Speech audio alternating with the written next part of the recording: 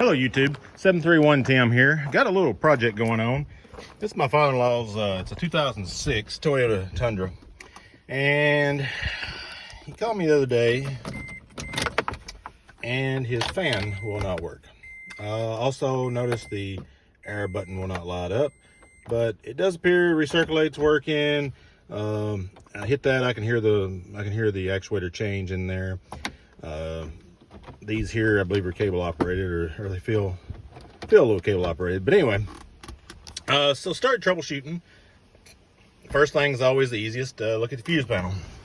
So, fuse panel under the dash. On the crew cabs, there is a heater fuse, which actually is what provides. Let me turn it right there. Anyway, that's what actually provides the power to under the hood where the blower relay is at. And I have checked that fuse. The fuse is good. We do have power under the dash. So the next thing for me to check was to move out. I've already tore some of this down because I have found the problem at this point, but just thought I would cover it. Moved out here, and this is the heater relay. We wish it was that simple. But this is a 5-pin heater relay. On this truck, only 4 of them are used. So on here you have, can't remember off the top of my head, and I can't read the numbers on them, but one of these is going to be your main power in, and the other one is going to be your power going to the blower motor. The other side is going to be for the coil. So you're going, this side here is actually going to be a negative 12 volts for the ground. This side here will be a positive 12 volts for the ground. That's actually the coil that pulls the relay in. We do have a negative here. I've chased the wiring diagram. It looks like that negative goes back to the blower switch. If I turn the blower switch off, I believe I'll lose ground on that, but it does, that does indicate that part is working. The problem is we don't have a 12 volt positive coming out of the side over here. Looked at the diagram, as I said, that looks to be a straight shot back to that fuse panel inside, which we do have 12 volts. So down here, we're in Tennessee, and we do have mice. And everything looked good before I took this down. Everything, the harness all looked good and sealed up and everything. Didn't see anything. But I figured, hey, something's got to be wrong out here. So took this thing loose, and I don't know if y'all can see up in there, but lots of sign that maybe some mice have been up in there. Actually looks like soybeans to me. And I have found some activity on that. So it looks like the mice have been in here. There's some other wires that are chewed, nothing else chewed in two, but I believe that right there is the one I'm looking for. So looks like I'm going to have to spend a little time getting in here and cleaning up some wires, doing some soldering, some shrink tubing. But just wanted everybody to be aware, kind of aware of how this works. So like I said, on the crew cab truck, 2006, I do know I've got the diagram. Power comes from that 10 volt heater. Sorry, not 10 volt. I believe that was a 10 amp heater. Sorry, 10 amp or 15 amp. It's a 10 amp heater is what it was. Anyway, 10 amp heater fuse. It comes directly into this box and does go to this port right here on the relay. If we had a positive 12 and negative 12 here, it would work because I've already jumped temporarily from here across to here, and the heater will run. So it tells me the problem is in the coil, and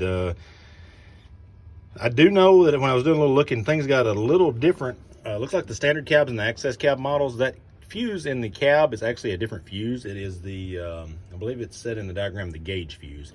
But it looks like the crew cab does have a heater fuse in there. But anyway, I'm going to start digging into this a little bit further. I'm not going to video all that because probably going to be a little bit boring, me pulling some wires out and trying to see what I can do. But I'll get this back together. We may do a follow-up here to make sure that it does work. But hopefully this will help somebody. I wasn't able to find anything out there really specifying kind of what could be wrong in this situation. But from the outside, it looked good. But once I opened it up, we definitely had some mouse activity. All right, YouTube, I'm back. Went through all this. I apologize. I couldn't show it all, but trying to hold all I had my cell phone with me down here today, and trying to hold that and solder and shrink tube and look for bare wires was not working. So what I did was I had everything, when you saw before, I had everything unbolted. Flipped it over.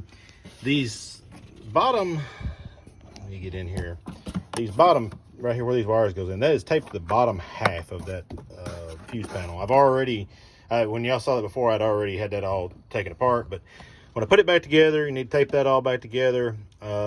This tan colored piece will pop out. It did make it quite a bit easier because there's not a lot of harness left. I took screwdriver and went into those plugs and popped that out and gave me a little bit more room.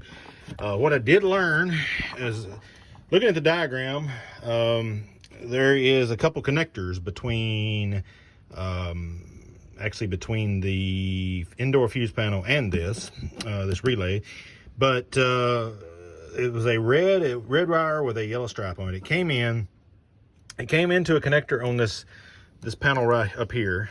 Not sure which one, but I'm thinking it goes through one of these fuses as well. I did not see anything on the fuses that really made me realize which one it was, but anyway, just looking at the bottom, it came into a plug right here, and the diagram did show me that. And then it jumps over and it goes back out a plug here on this side over here. There's a plug somewhere around in here. It comes back out and then it runs back over here to this relay. So in my case, the mice it's shooting to between here and here. I got some shrink tube on there. I got that soldered back together. There was a couple other wires in there that had a few little bare spots on them, but nothing really bad. They were actually separated from each other. So I did put a little liquid electrical tape on it rather than having to cut those, and I didn't really want to just put regular electrical tape. So put a little electrical tape on there. I did check it for power before I put that relay back in. And as I showed before, we did not have positive 12 volts on the coil side there. We do now. So I'm gonna throw these covers back on here, and we're gonna see if the fan now works.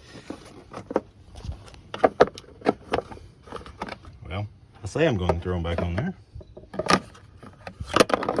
I may have that wire out of place. Yeah, something's going on with that wire there. It's got to turn. It's actually got to turn, come over and come down here. So I will correct that, but let's just test it. I know I can throw this one back on. All right, that one's back on. We'll leave this one off for now. I'll fix that after the fact, after the video, but let's see if the fan works. Hopefully it does. That was the whole goal. And dig the key out here somewhere. Said I had to take the whole battery out to get out, make a little bit of room. If you're not taking the battery out, be sure that you actually disconnect the battery to keep from shorting something out. So we're gonna turn the key on now. I have the fan turned off, and looks like we have every speed of the fan. Also, that AC button, well, I guess the fan has to be on for that to run, but looks like that AC button is going to work now as well. So looks like we're good there. The only other tips I can give you is, I do know that the fan switch, I've seen some people say that they give some trouble. If they give trouble, you will not have a ground or a negative at that relay. One other thing that some people had mentioned was that theirs would only run on high. We don't have that problem. You can't hear it there, but it is running. It's just pretty low. But anyway, there is a resistor in there for that helps with those speeds. And if you only have high, then that could be your problem there. But anyway, hopefully this video will help somebody out. Gives me a better understanding of how Toyota wired this. And if I can help anybody, just leave a comment. Again, I appreciate you watching. 731 Tim here, and y'all have a great day.